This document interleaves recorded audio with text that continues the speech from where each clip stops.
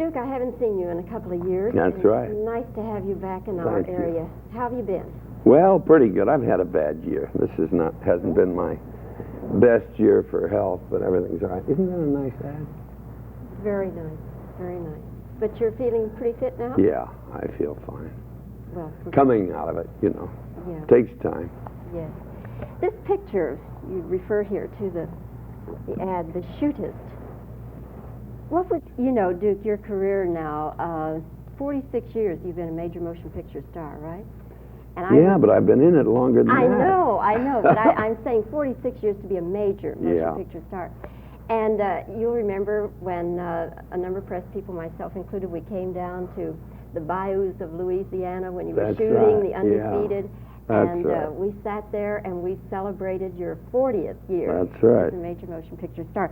I don't know if you've ever seen this book. Have you ever seen this, The Pictorial History of the Western Film? No, that's a new one. Well, there's one whole area here that's devoted exclusively to John Wayne.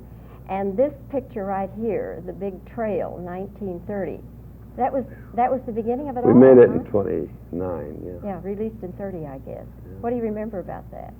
Well, that fella sitting right between Ian Keith and John Wayne is Tyrone Power Sr. That's Tyrone Power's father, who was a top Shakespearean actor of his day.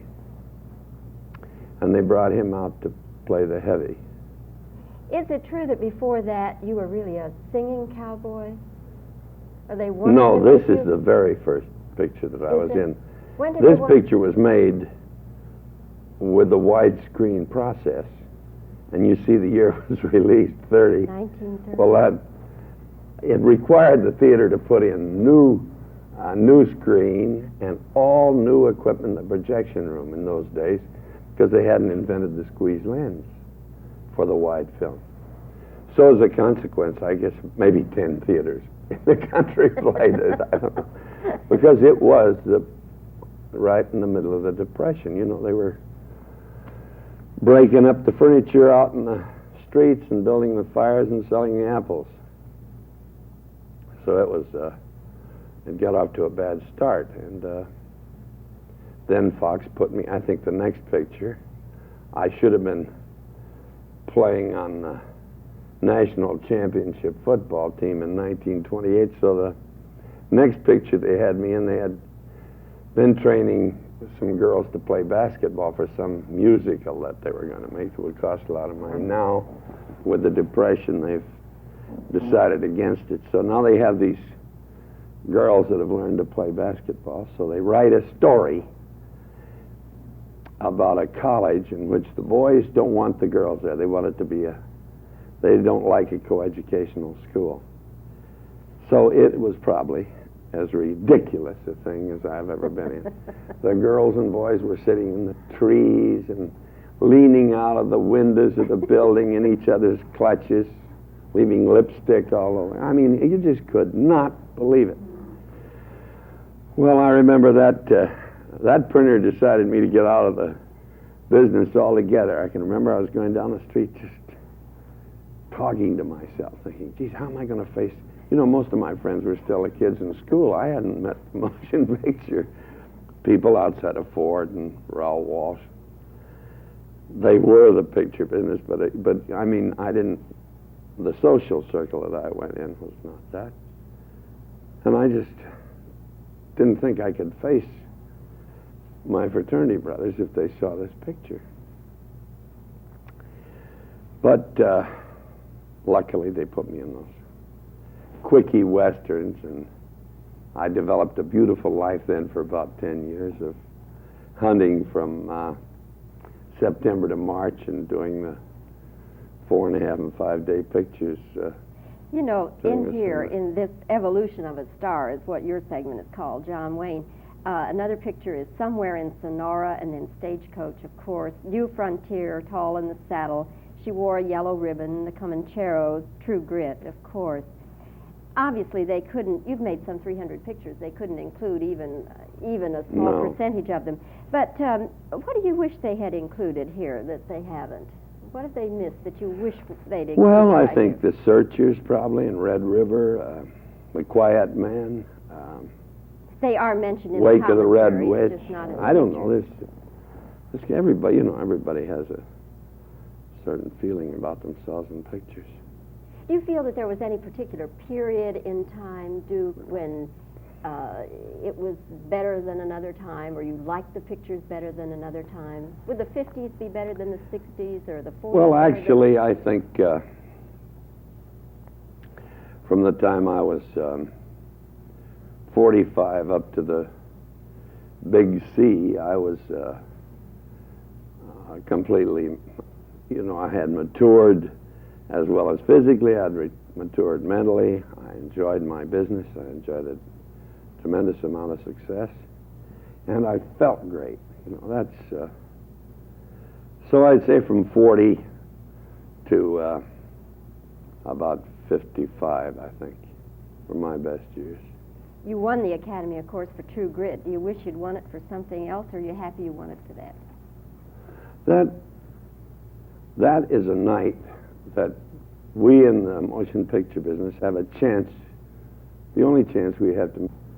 A gunfighter that was going to die that comes to this little town, and you see all the prototypes of today, and each one of them were interesting, either humorous, amusing, or tragic, or pathetic, and I felt that we could get a good picture out of it. And I talked to Mr. Frankovich and explained to him that I would not work, in some of the scenes that were full of smut and in bad taste. And we had a meeting with Mr. Siegel and the writer and Mike, and we decided that we'd just take the story line and just go through it, and every week meet and have a communal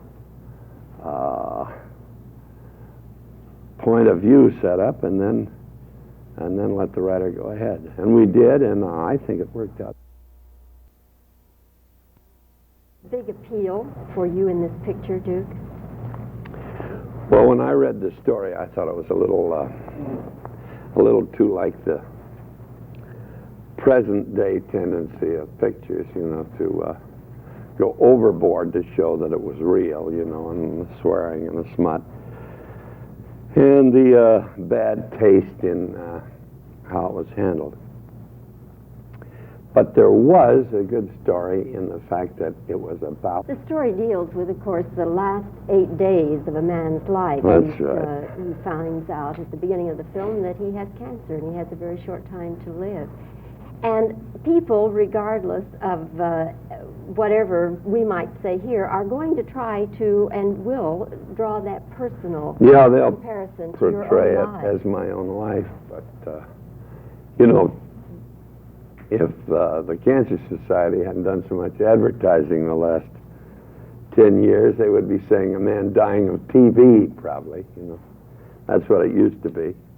But this is a little different story than the average run, and there are great relationships between.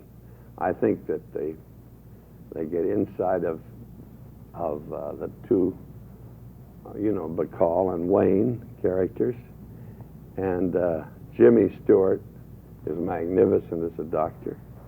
Boone comes along out of friendship and did a thing for us, and so did Hugh O'Brien.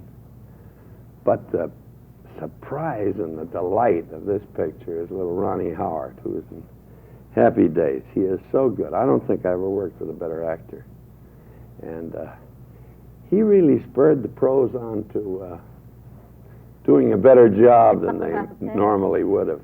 I certainly enjoyed working with him. Was it depressing at all to work with that kind of a story theme? When you look back at it, you'll see that I think twice the word cancer is mentioned.